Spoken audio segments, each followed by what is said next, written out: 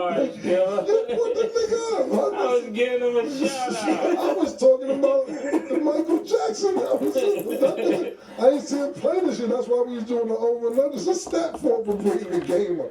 I was just trying to see. Didn't even get to the Hornets yet. Yeah, I was just saying, because I didn't see the Hornets play. I was wondering if LaMelo was balling out. I like LaMelo a lot. Pause. Yeah, and just so he has been. That's what's up. Yeah.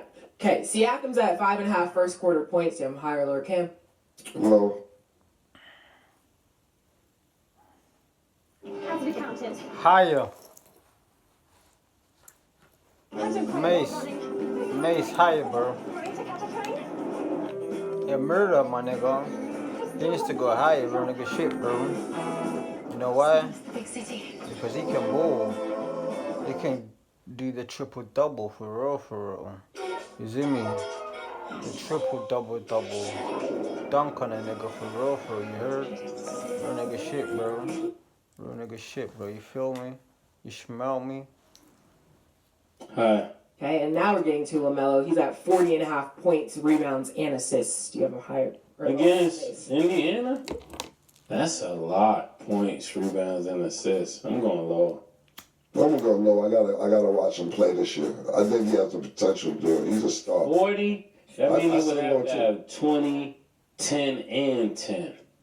No, I don't have that. I could see him having a great game. 18, 11 assists, 5 rebounds, but... Just so you know, I just got to read the stats.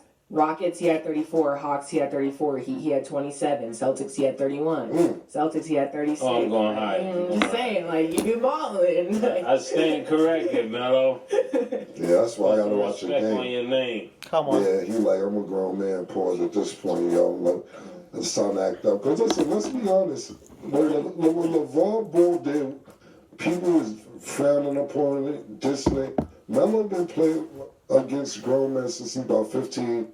Went overseas and played. Then that Australian league is very, very underrated. I believe that's the second best league outside of the NBA in the world. And he went over there and had a great couple of years over there. Excuse me. I'm not going to say he dominated, but he's playing against grown men at 16, 17 years old in the second best league in the world.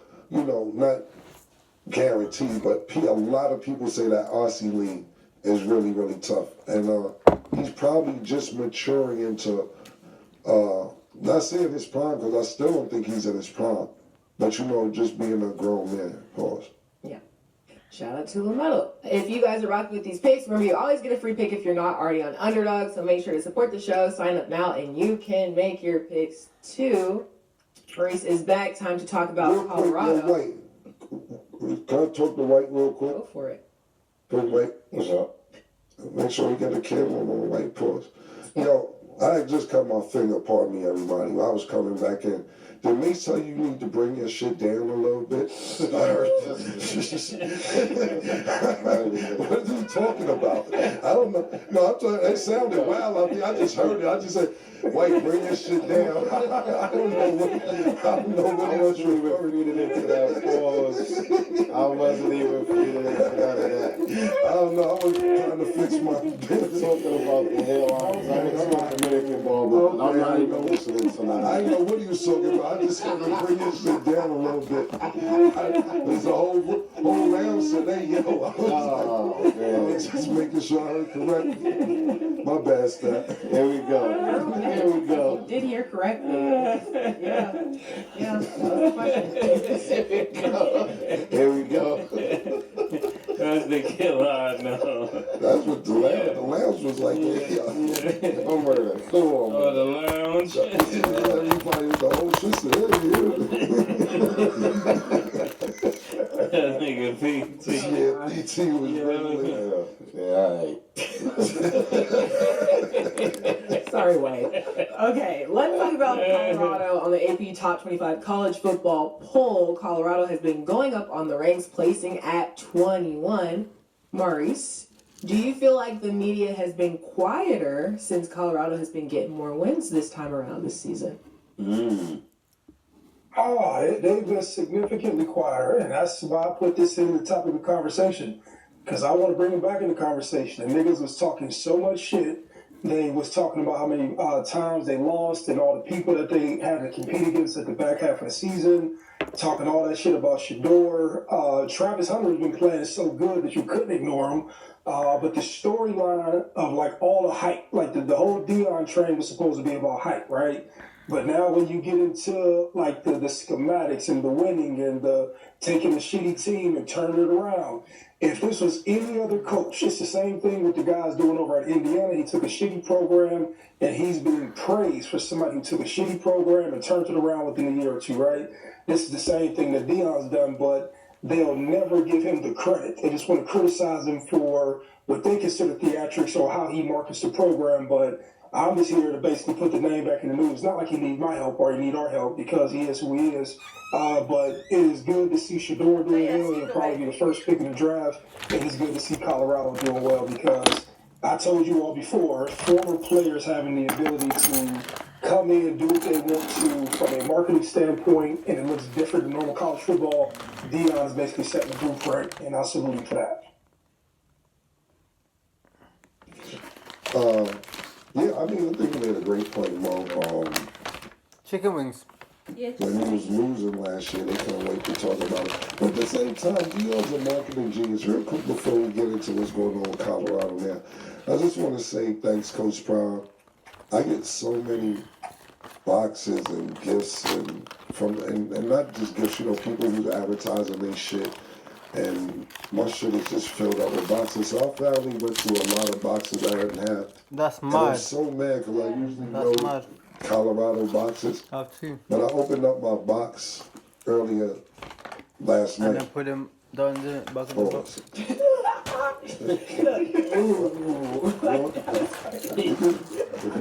The whole thing about it, the whole thing is if you don't know what a box is, that's crazy for you.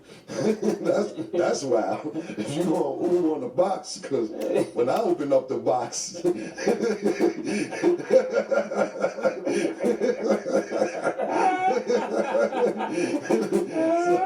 that's I don't know what y'all into, but usually when I open up a box, I'll open up a box. That's just me. That's just me personally. But yeah, I was a cell phone, and I got my Prime cell phone. I bought the shades for everybody and the sneakers, and somehow, some type of way, I missed out on the phone. I just got my Deion Sanders phone. Thanks, Coach Prime. I appreciate that. Now I got a bat line. And it won't be for any of you bitches. If you keep it for business. We'll use it strictly for my business line. Because y'all bitches is already fake numbering me to death on these phones. I can't even. Anyway, yes, I think that, to be honest with you, I like the way it is though right now, to be honest. Look, let's not make too much noise. Let the media watch them here and there. Bring them up, pause, because they are ranked, and if they win out, they could potentially make the playoffs. And that's where I need to be. I need to be at the playoffs. So let's keep everything on the hush. I like the way it is right now. Put in the box, we're not bro. talking too much about I said put in the box, bro. We're bringing them up. Put in the Travis pocket, Hunter's bro. Come on. definitely having a Heisman season. Heisman season this year. Yes. What conference are they in, Mo? The name of it? 12? Big 12, or so. He was actually the Big 12 Offensive Player of the Week and the Big 12 Defensive Player of the Week in the same fucking week. Like, yo. And when he's healthy, he's just a tremendous athlete to watch. When I was at the last game, man, Coach Prime did some Babe Ruth shit, man. And when I say that, this is no cap. I can't even make this shit up. I was on the sideline. Coach Prime seen me. Coach Prime, Larry, Mace been there. He hasn't been to the locker room, but Larry and Stat know. And it's like you're on the field, you go to the locker room, you see this and that. So Coach Prime got a lot of things going on. And when we were walking down the field, he seen me. He's like, "Oh shit, I didn't know you was here today, Cam." I'm like, he didn't curse. He's like, "Oh man, I didn't know you was." I was like, "Yeah, man, yo, Coach, I'm not. You got shit to do. When you at work, go to work." He said, "Nah, don't worry about it." So I'm standing on the sideline. They get the ball. He comes up to me and says, I didn't know you was here today. Watch this. What? All right, guys, what you gonna do? I'm just sideline. They ran the play. The nigga Shador threw it to the nigga ran the touchdown. They brought it back because the nigga threw the peace sign up. But he came over to me and said, yeah, it's like that. It's like that. That's what I'm here. The nigga came up to me personally, pointed, it's on tape. I got the tape. Pointed to me and said, yeah, I didn't know you was here. Watch this. They went and scored the touchdown. They're in really good rhythm. They got good protection for Shador. I like the way the publicity is going last year. It's not too much, it's not too little. Let's keep it the way it was and keep it the way it is, so hopefully we can get to the playoffs. They already won enough games to be in bowl contention. So that's great, and congratulations to Coach Prime and them kids out there in Colorado. It's like that. For sure, and shout out to Colorado. And then last topic before we wrap. So we've seen over the years how the path to college sports has changed, where nowadays most kids go to these elite schools, they're heavily trained or come through a top program or system. Maurice, I know you had a story from UConn and you had a dope experience over there. I want you to kind of elaborate on that and the discussion that was had about these varying experiences that these college students have and what it takes for them to become a dog. Yeah, so the conversation when I was with Coach Hurley and the UConn staff, and it was after practice, and they were just talking about the type of players that get recruited now. And they said, this question, they asked me to ask it to you all on the show. And they said, like the type of kids that they get now, they're typically, like I don't want to say... We switched them off, so nobody can bother us. To certain camps that they want to see the kids play at, or taking them to different You have to make an appointment. The kids play at, but they sort of like manufacture adversity. And so if you was in Harlem, you had to go to the court outside in Harlem, you had to live in the Harlem streets, and you had to come up with building, you had to come up against any adversity that was outside, you had to basically work through that. And they you said, can't just come major for fun. they said what happens is that when a kid faces so much adversity that wasn't placed in front of them by their parents or their coaches, like they end up being somebody else and they're not who they think they are. And they say, so how do you find a dog? How do you find somebody when so much of sports is now manufactured with, let me put you in an adverse situation? And so that was like my question to you all from the UConn's coaching staff.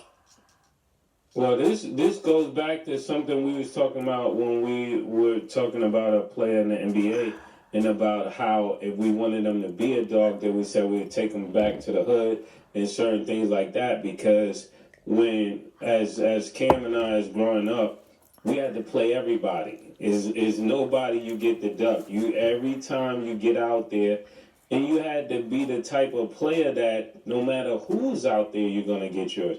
Because we didn't know who was on this team, or we go to certain camps, we didn't know who was there, or we go to a tournament. I don't know who is there.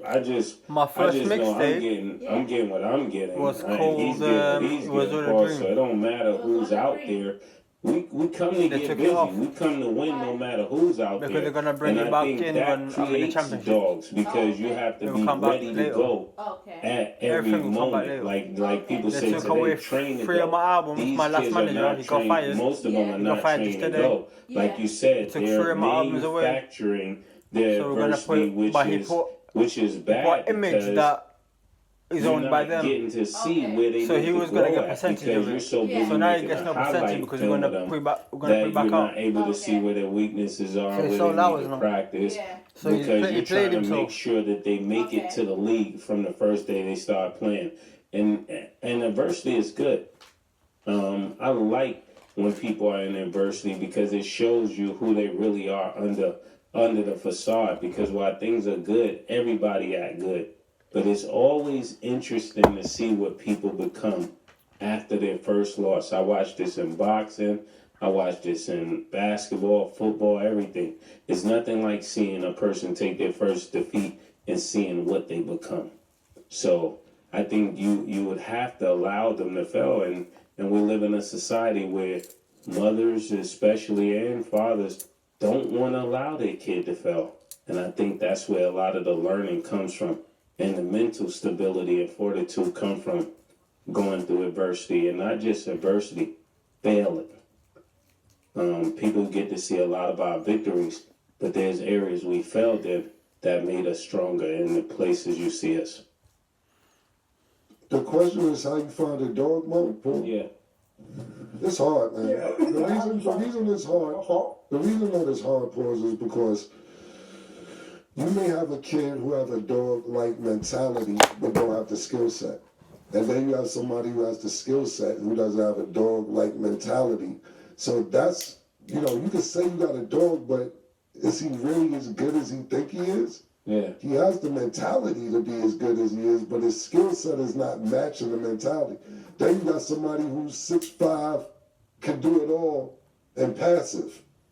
You like, yo, this nigga here, bro, you're a waste of height, my nigga. So to find that combination, it's really great and a great question that you present, because this is why scouts get paid.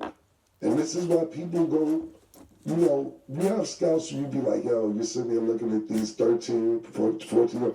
I'm sitting there looking at Instagram the other day and they're saying, this is the best 6-year-old in the country for the class of 2037. And I'm like, what? Yo, what? So it's the guy, it was like, yo, we got the best 6-year-old in the world and then we got the class of, this is what we doing? We 2037 niggas, but that's where niggas is trying to get it at. We go to the gym, Larry. I'm gonna pull his name up because I want to give Shorty a shine too. Matter of fact, I'll put his name in the notes. 1 second, y'all, bear with me. Damn, I'm definitely. Hold on. I wrote his name down. His name is DJ. Man, what's the nigga name? Man, you in there every damn day, man. Where is he from? He's from here. Yo, but the name, I'm so mad I can't find this kid name because I wrote it down. It's DJ Tarver. Now that I think about it, DJ Tarver. He's the best third grader in the country. I don't know how he became the best third grader in the country, but he's the best third grader in the country. His father's actually from Akron. He works with Clutch Sports. Shout out to Rich Paul and everybody. But You talking about Twin? Twin, you know Twin? Yeah. Oh, man. Oh, yeah, you from the town. I'm bugging. You know Twin's son?